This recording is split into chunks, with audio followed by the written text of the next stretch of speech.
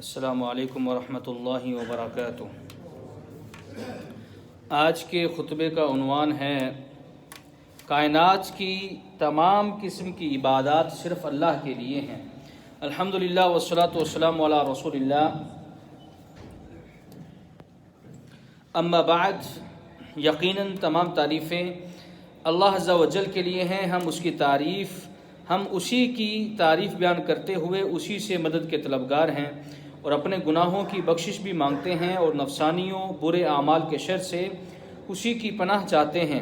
جسے اللہ ہدایت عنایت کر دے اسے کوئی بھی گمراہ نہیں کر سکتا، اور جسے وہ گمراہ کر دے اس کا کوئی بھی رہنما نہیں بن سکتا۔ میں گواہی دیتا ہوں کہ اللہ کے سوا کوئی بھی معبود برحق نہیں اور اس کا کوئی بھی شریک نہیں، اور میں یہ بھی گواہی دیتا ہوں کہ محمد صلی اللہ علیہ وسلم اللہ تعالیٰ کے بندے اور اس کے رسول ہیں۔ اللہ تعالیٰ کی جانب سے آپ پر، آپ کی آل اور صحابہ کرام پر ڈھیروں درود و سلامتی نازل فرمائے۔ حمد و ثنا کے بعد اے مسلمانوں، اللہ تعالیٰ کی ذات کمال و جمال کی تمام صفات سے متصف ہے۔ وہ ہر قسم کے عیب و نقص سے پاک ہے۔ وہ تمام مخلوقات سے بے نیاز ہے۔ ساری مخلوقات اسی کی محتاج ہیں۔ فرمان باری تعالیٰ ہے، اگر تم اور جو بھی روئے زمین پر موجود ہیں سب کے سب کفر کرو گے تو بھی اللہ تم سب سے بے نیاز ہے، کیونکہ وہ خود اپنی ذات میں محمود ہے۔ وہ صاحب جلالت و کبریا ہے۔ تمام اشیاء اس کے سامنے ہیچ ہیں۔ سب اسی کے سامنے چاروں ناچار سر تسلیم خم کیے ہوئے ہیں۔ مومن نے اپنا سب کچھ ظاہری اور باطنی طور پر اس کے حوالے کر دیا ہے، جبکہ کافر اس کے غلبہ اور قہر کی وجہ سے نہ چاہتے ہوئے بھی اپنا سب کچھ اس کے حوالے کر چکا ہے، جس کے بارے میں قرآن مجید نے اعلان کیا۔ اللہ تعالیٰ فرماتے ہیں، آسمانوں اور زمین میں جو کچھ بھی موجود ہے سب چاروں ناچار اسی کے تابع فرمان ہے اور سب کو اسی کی طرف پلٹنا ہے۔ سب اللہ کے لیے مطیع ہیں۔ آسمانوں زمین میں موجود تمام کے تمام چرند پرند اللہ کے لیے عبادت کرتے ہیں، اسی سے مانگتے ہیں۔ یہ تمام اشیاء اپنے اپنے خاص انداز میں اللہ کی عبادت کرتی ہیں۔ چنانچہ اللہ تعالیٰ قرآن مجید میں ارشاد فرماتے ہیں، کیا تم دیکھتے نہیں کہ آسمانوں اور زمین میں جو کچھ ہے اور فضا میں پر پھیلائے ہوئے پرندے بھی یہ سب اللہ ہی کی تسبیح کر رہے ہیں۔ ہر مخلوق کو اپنی نماز اور تسبیح کا طریقہ معلوم ہے۔ فرشتے روزانہ بیت المعمور میں داخل ہو کر اللہ کے لیے نماز ادا کرتے ہیں۔ حدیث جبریل میں فرمان رسالت ہے، مجھے بیت المعمور دکھلایا گیا، میں نے جبریل سے اس کے بارے میں پوچھا تو کہا یہ بیت المعمور ہے، اس میں روزانہ 70,000 فرشتے نماز ادا کرتے ہیں، جو ایک بار داخل ہو جائے اسے دوبارہ موقع نہیں ملتا۔ متفق علیہ۔ پوری کائنات اللہ تعالیٰ کے لیے خشوع و خضوع کے ساتھ سر بسجود ہے، جس کا بیان اللہ تعالیٰ نے قرآن میں کچھ یوں فرمایا، کیا تم دیکھتے نہیں کہ جو کچھ آسمانوں میں ہے اور جو کچھ زمین میں ہے، اور سورج، چاند، ستارے، پہاڑ، درخت، چوپائے اور لوگوں کی ایک کثیر تعداد اللہ کے حضور سر بسجود ہے، اور بہت سے لوگ ایسے بھی ہیں جو عذاب کے مستحق ہو چکے ہیں۔ شیخ الاسلام رحمہ اللہ کہتے ہیں، اللہ تعالیٰ کی یہ بات پسند نہیں، اللہ تعالیٰ کو یہ بات پسند نہیں کہ انسان کے سجدے جیسا کسی کو سجدہ کیا جائے۔ چوپائے اور فرشتے اللہ کے ڈر سے سجدہ ریز ہیں۔ اللہ تعالیٰ قرآن مجید میں ارشاد فرماتے ہیں، آسمانوں اور زمین میں جتنی جاندار مخلوق ہے اور فرشتے بھی سب اللہ ہی کو سجدہ کرتے ہیں اور کبھی تکبر نہیں کرتے۔ وہ اپنے پروردگار سے ڈرتے رہتے ہیں جو ان کے اوپر ہے اور وہی کام کرتے ہیں جو انہیں حکم دیا جاتا ہے۔ سورج روزانہ عرش کے نیچے پہنچ کر اللہ کے سامنے سجدہ کرتا ہے۔ نبی اکرم صلی اللہ علیہ وسلم نے جناب ابو ذر رضی اللہ تعالیٰ عنہ کو غروب آفتاب کے وقت فرمایا، جانتے ہو کہ یہ کہاں جاتا ہے؟ میں نے کہا اللہ اور اس کا رسول بہتر جانتے ہیں۔ آپ نے فرمایا یہ عرش کے نیچے جا کر سجدہ ریز ہو جاتا ہے۔ متفق علیہ۔ ابن العربی رحمہ اللہ کہتے ہیں، قدرت الہیہ کے لیے کوئی چیز بھی ناممکن نہیں ہے کہ وہ جمادات اور حیوانات کو سجدہ کرنے کی طاقت عنایت فرما دے، بلکہ کائنات میں موجود ہر سایہ دار چیز اللہ کے لیے سجدہ ریز ہوتی ہے۔ اللہ تعالیٰ اس کا قرآن مجید میں ارشاد فرماتے ہیں، کیا ان لوگوں نے اللہ کی پیدا کردہ اشیاء میں سے کسی چیز کو بھی نہیں دیکھا کہ اس کا سایہ کیسے دائیں سے بائیں اور بائیں سے دائیں اللہ کے سامنے سجدہ کرتے ہوئے ڈھلتا رہتا ہے، اور یہ سب چیزیں انتہائی عجز کا اظہار کر رہی ہیں۔ مخلوقات اللہ کے لیے بندگی کرتے ہوئے سجدہ کرتی ہیں اور تسبیح بھی بیان کرتی ہیں۔ فرمان باری تعالیٰ ہے، ساتوں آسمان اور زمین اور جو کچھ اس میں ہے سب کچھ اللہ کی تسبیح بیان کر رہے ہیں۔ بادلوں کی کڑک بھی اللہ کے خوف سے حمد و تسبیح بیان کرتی ہیں۔ ایک چیونٹی بھی اس بات کا اعلان کرتی ہے کہ اللہ تعالیٰ کا کوئی شریک نہیں۔ رسول اللہ صلی اللہ علیہ وسلم نے فرمایا، ایک چیونٹی نے کسی نبی کو کاٹ لیا تو ان کے حکم سے چیونٹیوں کی پوری بستی کو جلا دیا گیا، تو اللہ تعالیٰ نے ان کی طرف وحی کی کہ تمہیں ایک چیونٹی نے کاٹا اور تم نے تسبیح کرنے والی پوری قوم کو جلا دیا۔ متفق علیہ۔ نباتات بھی اللہ کی تسبیح بیان کرتے ہیں۔ علامہ ابن قیم رحمہ اللہ کہتے ہیں، اللہ کی ذات بہت ہی بابرکت ہے، جو پتوں کے پیدا ہونے کی جگہ سے لے کر ان کے گرنے کی جگہ کو جانتی ہے۔ کوئی پتا بھی اس کی اجازت کے بغیر نہیں اگتا اور نہ ہی اس کے علم کے بغیر وہ گرتا ہے۔ اس ساری صورتحال میں اگر لوگوں کو پتوں، شاخوں اور پھلوں کی بے حساب اور بے شمار تعداد تسبیح و حمد کرتی نظر آ جائے تو اس خوبصورت منظر کا نظارہ کچھ اور ہی ہوگا۔ انہیں ان مخلوقات کے بارے میں ایک اور زاویہ نظر آئے گا اور انہیں محسوس ہوگا کہ کتنے بڑے مقصد کے لیے انہیں پیدا کیا گیا ہے۔ صحابہ کرام رضوان اللہ اجمعین نبی اکرم صلی اللہ علیہ وسلم کے ساتھ کھانے سے تسبیح کی آواز سنا کرتے تھے۔ چنانچہ حضرت عبداللہ ابن مسعود رضی اللہ تعالیٰ عنہ کہتے ہیں کہ ہم کھانا کھاتے ہوئے اس سے تسبیح کی آواز سنتے تھے۔ رواہ البخاری۔ کائنات کا ذرہ ذرہ اللہ کی وحدانیت کا اقرار کرتا ہے۔ فرمان باری تعالیٰ ہے، بلکہ کوئی بھی چیز ایسی نہیں جو اس کی حمد کے ساتھ اس کی تسبیح نہ کر رہی ہو۔ ابن کثیر رحمہ اللہ کہتے ہیں کہ تسبیح کا عمل حیوانات، جمادات اور نباتات میں عام ہے۔ ان کی تسبیح کرنے کی کیفیت اللہ کے سوا کوئی نہیں جانتا۔ اس لیے اللہ تعالیٰ نے قرآن مجید میں ارشاد فرمایا، وَلَٰكِن لَّا تَفْقَهُونَ تَسْبِيحَهُمْ، لیکن تم ان کی تسبیح کو سمجھتے ہی نہیں۔ اور بسا اوقات تو کچھ پتھر اللہ کی تسبیح کرتے ہوئے عاجزی و انکساری کی بنا پر نیچے گر پڑتے ہیں۔ فرمان باری تعالیٰ ہے، اور کچھ ایسے ہیں جو اللہ کے ڈر سے لرز کر گر پڑتے ہیں۔ آسمان و زمین اللہ کے فرما بردار اور مطیع ہیں۔ اللہ تعالیٰ نے ان کو کہا کہ چاہتے نہ چاہتے میرے احکامات پر عمل کرو، تو انہوں نے کہا قالتا اتینا طاعین، دونوں نے کہا ہم فرما برداروں کی طرح آگے ہیں۔ جب پہاڑوں کو امانت یعنی شرعی احکامات پر عمل کی پیشکش کی گئی کہ اگر عمل کرو گے تو ثواب ورنہ عقاب عتاب کا سامنا کرنا پڑے گا، تو پہاڑوں نے صرف اس خدشے سے انکار کر دیا کہ وہ ان احکامات پر عمل کرنے کا حق ادا نہیں کر سکیں گے۔ جمادات رسول اللہ صلی اللہ علیہ وسلم سے محبت کرتی ہیں، بلکہ آپ کی زندگی میں آپ کو سلام بھی کیا کرتی تھی۔ آپ صلی اللہ علیہ وسلم نے فرمایا، میں مکہ میں ایک پتھر کو جانتا ہوں جو مجھے بعثت سے پہلے سلام کیا کرتا تھا، میں ابھی بھی اسے جانتا ہوں۔ رواہ مسلم۔ ایک کھجور کے تنے کو آپ صلی اللہ علیہ وسلم نے خیر بات کہا تو یہ تنا رو پڑا۔ چنانچہ حضرت جابر رضی اللہ عنہ کہتے ہیں کہ مسجد نبوی کی چھت کھجوروں کے تنوں سے پر قائم تھی۔ آپ جب خطبہ دیتے تو ایک تنے کے پاس کھڑے ہوتے۔ جب آپ کا ممبر بنایا گیا اور آپ کھجور کے تنے کو چھوڑ کر اس پر چڑھ گئے تو ہم نے اس تنے کی آواز سنی جیسے 10 ماہ کی اونٹنی کی آواز ہو، یہاں تک کہ آپ صلی اللہ علیہ وسلم اس کے پاس آئے اور اس پر آ کر ہاتھ رکھا، تب جا کر آواز ختم ہوئی۔ رواہ البخاری۔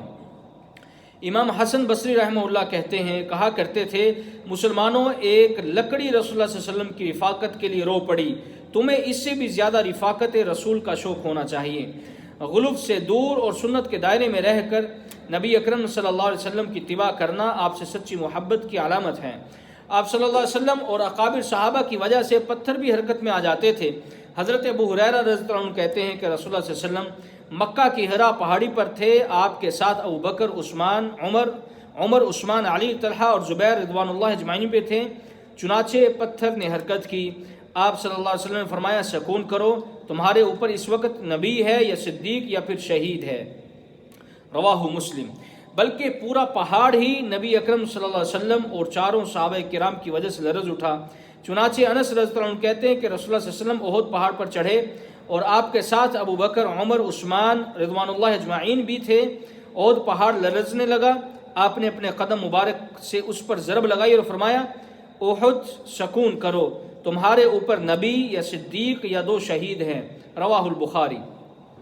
ابن منیر رحمہ اللہ کہتے ہیں احد پہاڑ خوشی کی وجہ سے جھوم اٹھا تھا، اس لیے کہ آپ صلی اللہ علیہ وسلم نے مقام نبوت، صدیقیت اور شہادت جیسے بلند مقام کا تذکرہ کیا جو موجب فرحت ہے۔ جو ایمان کی حالت میں اللہ اور اس کے رسول کی اطاعت کرے جبل احد اس سے بھی محبت کرتا ہے۔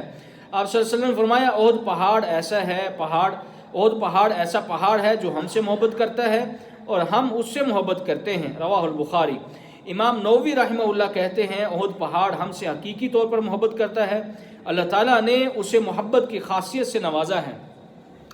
رسول اللہ صلی اللہ علیہ وسلم کے گھر میں ایک بدکا ہوا جانور تھا، لیکن نبی اکرم صلی اللہ علیہ وسلم کے داخل ہونے کے بعد حرکت بھی نہیں کرتا تھا کہ کہیں رسول اللہ صلی اللہ علیہ وسلم کو تکلیف نہ ہو۔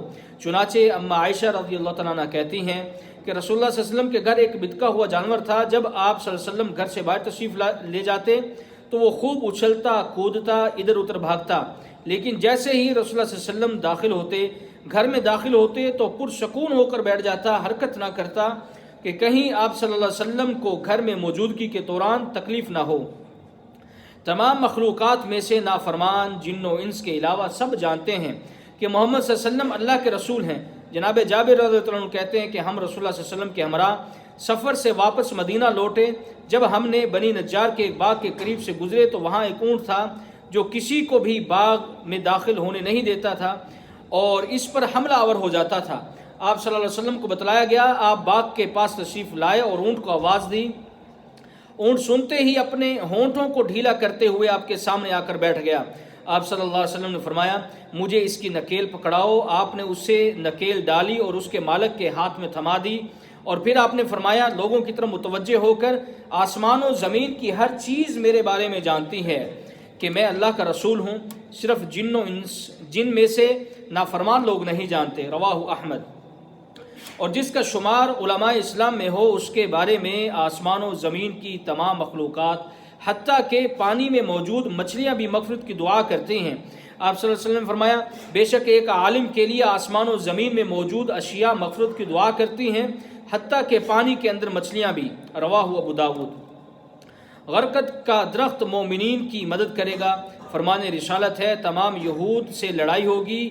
اگر کوئی یہودی کسی پتھر کے پیچھے بھی جھکنے کی کوشش کرے گا تو پتھر چیخ کر کہے گا اللہ کے بندے، اے اللہ کے بندے، یہ میرے پیچھے یہودی چھپا ہوا ہے، اسے قتل کر دو، متفق علیہ۔ کوئی بھی مسلمان تلبیہ کہے تو جمادات اس کے ساتھ تلبیہ کہتے ہیں۔ آپ صلی اللہ علیہ وسلم کا فرمان ہے، آپ نے فرمایا حج یا عمرہ کے موقع پر کوئی بھی مسلمان تلبیہ کہے تو اس کے دائیں بائیں تمام حجر و شجر اور مٹی سے بنی اشیاء تلبیہ کہتی ہیں حتیٰ کہ پوری سرزمین تلبیہ سے گونج اٹھتی ہے، رواہ الترمذی۔ ایک مومن کے فراق میں آسمان اور زمین بھی رو پڑتے ہیں۔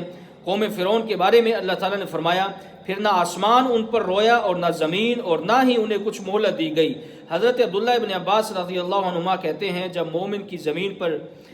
مومن کو زمین پر نماز پڑھنے کی جگہ نہ ملے یعنی فوت ہو جائے تو آسمان و زمین اس کے غم کی وجہ سے روتے ہیں، جبکہ نافرمان لوگوں کی وجہ سے مخلوقات اذیت میں رہتی ہیں اور ان کے مرنے پر انہیں سکھ کا سانس ملتا ہے۔ چنانچہ نبی اکرم صلی اللہ علیہ وسلم کے قریب سے ایک جنازہ گزرا، آپ نے فرمایا یہ خود آرام پائے گا یا لوگ اس سے آرام پائیں گے؟ صحابہ کرام نے عرض کیا اس کا کیا مطلب ہے؟ تو آپ صلی اللہ علیہ وسلم فرمایا مومن آدمی دنیا کی تکلیف سے خلاصی پا کر اللہ کی رحمت میں آرام پاتا ہے، جبکہ فاجر و فاسق آدمی کے جانے سے سر زمین و اہل و زمین کے ساتھ نباتات حیوانات بھی آرام پاتے ہیں، رواہ البخاری۔ اللہ کے ساتھ شرک کرنا سب سے بڑا گناہ ہے۔ اللہ تعالیٰ کی شان میں گستاخی اور اس کے ساتھ شرک کا سن کر جمادات بھی ہکا بکا رہ گئی ہیں، جیسا کہ اللہ تعالیٰ نے قرآن مجید میں ارشاد فرمایا اور بعض لوگ کہتے ہیں کہ رحمان کی اولاد ہے۔ یہ تو اتنی بڑی بات تم گھڑ لائے ہو جس سے ابھی آسمان پھٹ پڑے اور زمین شک ہو جائے اور پہاڑ دھڑم سے گر پڑے۔ ابن کثیر رحمہ اللہ کہتے ہیں شان الہی کے بارے میں بنی آدم کی جانب سے کہی جانے والی غلیظ بات کو سن کر ان کی یہ حالت ہو جاتی ہے، اس لیے کہ ان کی بنیاد وحدانیت پر قائم ہے۔ ایک پرندے نے مشرکین کے شرک کو مسترد کرنے کے لیے اپنی زبان کھولی اور انہیں دعوت توحید دی۔ ایک ہدہد نے سلیمان علیہ السلام سے کہا میں نے وہ کچھ معلوم کیا ہے جو ابھی تک آپ کو معلوم نہیں۔ میں سبا سے متعلق ایک یقینی خبر آپ کے پاس لایا ہوں۔ میں نے دیکھا کہ ایک عورت ان پر حکمرانی کرتی ہے جسے سب کچھ عطا کیا گیا ہے اور اس کا عظیم تخت ہے، عظیم الشان تخت ہے۔ میں نے یہ بھی دیکھا کہ وہ خود اور اس کی قوم اللہ کو چھوڑ کر سورج کو سجدہ کرتے ہیں، اور شیطان نے ان کے لیے ان کے اعمال کو آراستہ کر کے انہیں راہ حق سے روک دیا ہے، لہذا وہ راہ حق نہیں پا رہے۔ اس اللہ کو سجدہ نہیں کرتے جو ان چیزوں کو نکالتا ہے جو آسمانوں اور زمین میں پوشیدہ ہیں، اور وہ سب کچھ جانتا ہے جسے تم چھپاتے ہو اور جسے تم ظاہر کرتے ہو۔ یہی وجہ تھی کہ مسند احمد کی ایک روایت کے مطابق حدود کے قتل سے منع کیا گیا کہ عبادت الہی اور اچھے کام کی اس نے دعوت دی۔ اے مسلمانوں، تمام کے تمام فرشتے، جمادات، نباتات، حیوانات اللہ کی پاکیزگی اور توحید کی دعوت دیتے ہیں، اسی کے لیے سجدہ ریز ہوتے ہوئے اطاعت بھی کرتے ہیں۔ اسی لیے ابن آدم کے لیے بھی یہی لائق ہے کہ وہ بھی ایسے ہی بننے کی کوشش کرے۔ اسی لیے اگر انسان عبودیت ثابت کرنے میں کامیاب ہو جائے تو اشرف المخلوقات کا لقب پا لیتا ہے، اور اگر شرک کرتے ہوئے اس کے برعکس معاملہ ہو تو جانور بھی اس سے بلند درجہ ہوتے ہیں۔ اللہ تعالیٰ قرآن مجید میں ارشاد فرماتے ہیں، ایسے لوگ چوپایوں کی طرح ہیں بلکہ ان سے بھی گئے گزرے ہیں۔ اللہ تعالیٰ ایک اور مقام پر ارشاد فرماتے ہیں، ان لوگوں نے اللہ کی قدر کی جیسا کہ اللہ کی قدر کا کرنے کا حق تھا۔ قیامت کے دن ساری زمین اس کی مٹھی میں ہے اور تمام آسمان کے دائیں بائیں اس کے ہاتھ میں لپیٹے ہوئے ہوں گے۔ وہ ان باتوں سے پاک اور بالا تر ہے جو یہ لوگ اس کے شریک ٹھہراتے ہیں۔ اے اللہ کے بندو، تمام تر مخلوقات اللہ کے سامنے عاجزی اور انکساری کرتی ہیں، اس لیے اللہ کو چھوڑ کر کسی اور سے مانگنا حرام قرار دیا گیا ہے۔ فرمان باری تعالیٰ ہے، یہ رات اور دن، سورج اور چاند سب اللہ کی نشانیاں تو ہیں، نہ تو تم سورج کو سجدہ کرو اور نہ چاند کو، بلکہ اللہ کو سجدہ کرو جس نے انہیں پیدا کیا ہے، اگر تمہیں فی الواقع اسی کی عبادت کرنا منظور ہے۔ یہ مخلوقات اگرچہ اللہ کے سامنے عاجز ہیں، لیکن انہیں ہمارے لیے بنایا گیا تاکہ ہم اللہ کی اطاعت کرنے کے لیے اپنے استعمال میں لائیں۔ اسی بارے میں اللہ تعالیٰ ایک اور مقام پر ارشاد فرماتے ہیں، اور جو کچھ آسمانوں میں ہے یا زمین میں ہے، وَسَخَّرَ لَكُم مَّا فِي السَّمَاوَاتِ وَمَا فِي الْأَرْضِ جَمِيعًا مِّنْهُ، اور جو کچھ آسمانوں میں ہے اور جو کچھ زمین میں ہے، سب کچھ ہی ہم نے تمہارے لیے کام پر لگا رکھا ہے۔ اللہ تعالیٰ سے دعا ہے کہ وہ اپنے قرآن مجید کی آیات سے ہمیں مستفید ہونے کی توفیق عطا فرمائے۔ وآخر دعوانا الحمد للہ رب العالمین۔